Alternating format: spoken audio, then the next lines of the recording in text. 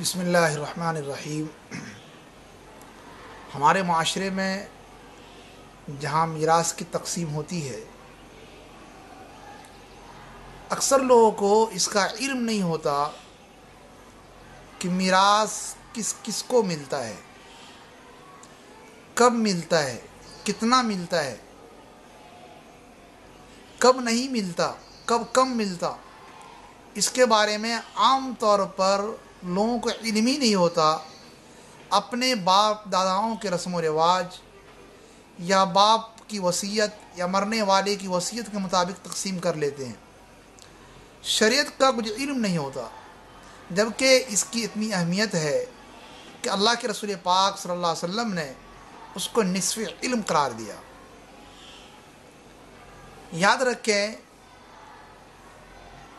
ورثہ میں سے 12 لوگ تو ایسے ہیں جس کو خود شریعت نے اس کا حصہ مقرر کیا ہے کہ یہ لوگ ہیں، ان کے اتنے اتنے حصے ہوں گے۔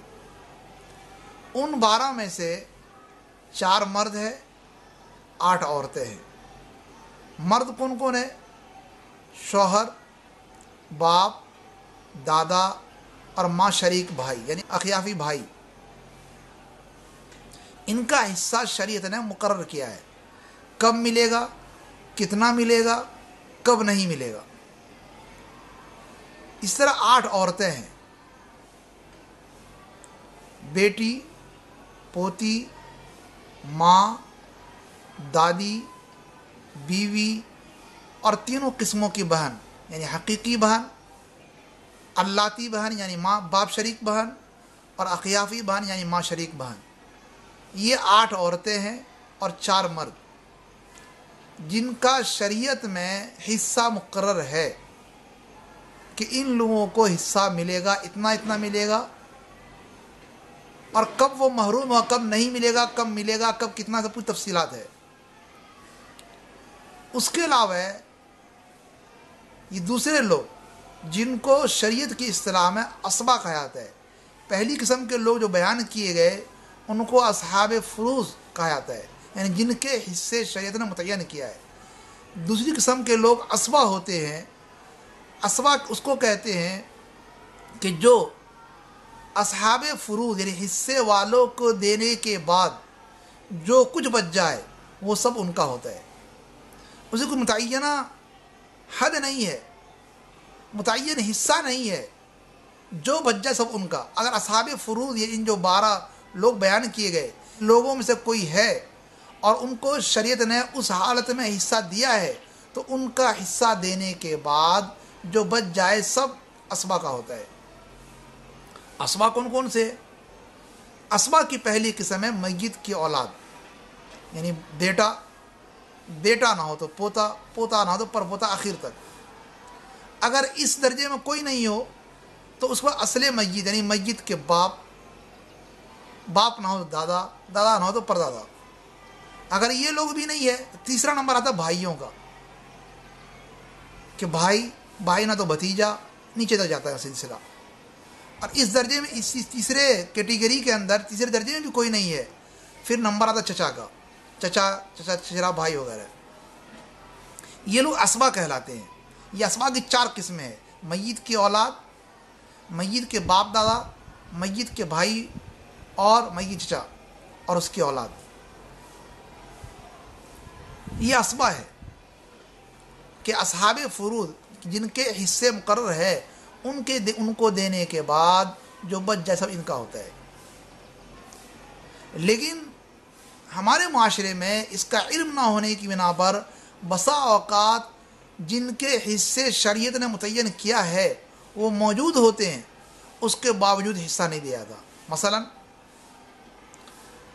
باپ کی موجودگی میں بیٹے کا انتقال ہو گیا، باپ کو حصہ ملتا ہی نہیں ہے، پورے بیٹے لے لیتے ہیں۔ ماں کی موجودگی میں بیٹے کا انتقال ہوا، بیٹی کا انتقال ہوا، حصہ ملتا ہی نہیں ہے۔ جبکہ باپ اور ماں اپنے بیٹے ہو یا بیٹی ہو ان سے حصہ ملے گا ان کو۔ یاد رکھے 6 لوگ ایسے ہیں جن کو ہر حال میں حصہ ملتا ہے۔ یہ کبھی محروم نہیں ہوتے، اور دیگر لوگ تو محروم ہوتے، کبھی ملتا ہے کبھی نہیں ملتا ہے، لیکن 6 لوگ ایسے ہیں جن کو ہر حال میں ملتا ہے۔ 6 لوگ کون ہیں؟ والدین یعنی ماں اور باپ، زوجین یعنی بیوی اور شوہر، وعین یعنی بیٹا اور بیٹی، ان کو ہر حال میں ملتا ہے۔ لیکن ہمارے معاشرے میں اگر کسی بیٹی کا انتقال ہو جائے یا بیٹے کا انتقال ہو جائے تو والدین کو حصہ دیا ہی نہیں جاتا۔ یہ صرف اور صرف نہ جاننے کی بنا پر ہے، اور ہم غصب کر لیتے حصہ نہ دے کر کے، اور یہ گناہ نسل بعد نسل چلتے رہتے ہیں۔ کبھی احساس نہیں ہوتا کہ ہمارے آباء و اجداد نے یا ہم خود نے غصب کر رکھا ہے، ورثاء کے حق کو نہیں دیا۔ لہذا ہم شریعت کے مسائل کو جانیں، علماء کرام مفتیان کرام سے پوچھیں۔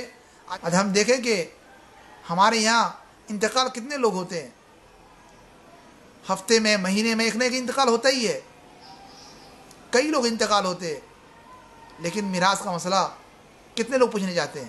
ذرا غور کریں، شاید 100 میں کوئی ایک آدھ ہو جن کو خدا کا خوف ہوا، کسی عالم کے پاس، کسی مفتی کے پاس وہ اپنا سوال لے کر جائے، اپنے مسئلے کو لے کر جائے۔